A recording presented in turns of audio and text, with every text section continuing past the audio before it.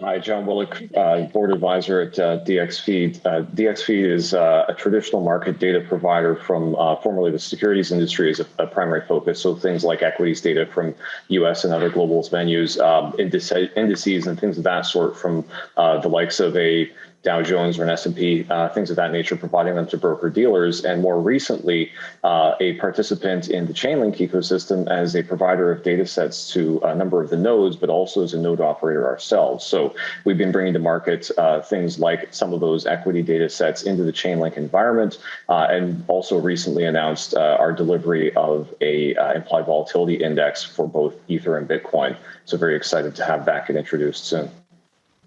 So on the topic of data quality, we're all very familiar with the saying of garbage in, garbage out. So for those among us that have spent enormous amount of time dealing with data, cleansing data, figuring out the right data sources, qualifying their quality over time, etc., it is quite an extensive topic. It's a time-consuming topic. Our role as a network, with the help of all these providers, is obviously to make it easier for app developers to consume reliable data. I'd like to ask you more into the specifics around data quality for each one of you, and related to the verticals for which you provide data on a continuous basis.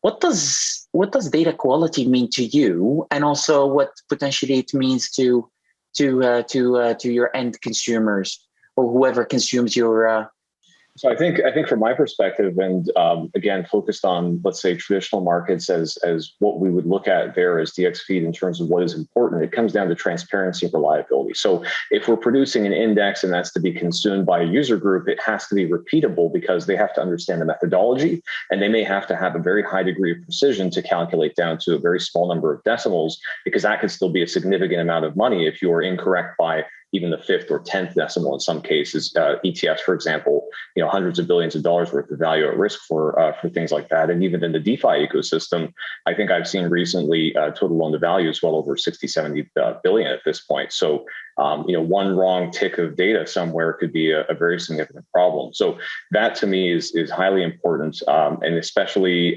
reliability. And I say that not just with respect to it arrives when it is meant to arrive in principle, as far as today you get data or tomorrow you don't, which is a critical business function, but even with respect to things like timeliness. So if it's 5 p.m. that a certain data point must be published because there is some event that relates to that is deterministic, and there is also a lack of latency, generally speaking, in that data becoming available. Because blockchain has a very interesting market structure as far as what it introduces with this consensus series of mechanisms, but asynchronous availability of data to participants can be a really big problem too, when in a financial market somebody has access to information at a different time and can make a decision ahead of or behind somebody else. That could be either a profit or loss situation, that could be a fairness of access situation, a number of factors at play like that. Years, and also talk about the importance of the Chainlink network to each one of you as data providers, as indices providers or developers, etc. How so far has Chainlink as a network enabled you to open up your data to new use cases? If you could tell the audience, and you could tell our DeFi community out there, and other data providers potentially in the audience that are looking into, interested in joining this network, how has it helped you? Many of you, and have experienced great successes with the Chainlink network. So I would love to for you to share it with the audience.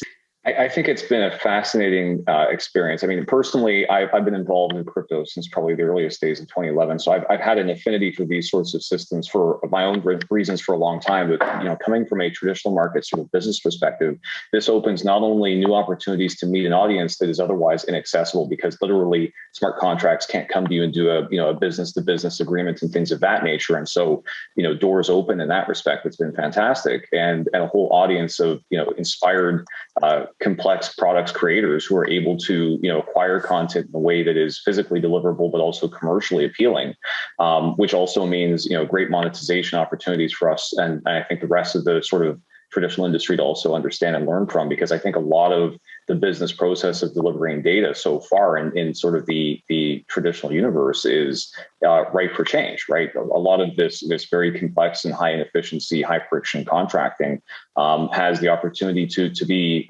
improved upon or learn from this, or be driven entirely by some variant of a Chainlink like, if not Chainlink itself, set of systems. There's a lot of monetization and permissioning and things of that sort, which very simply don't need to be done the way they have been done thus far. It's very exciting.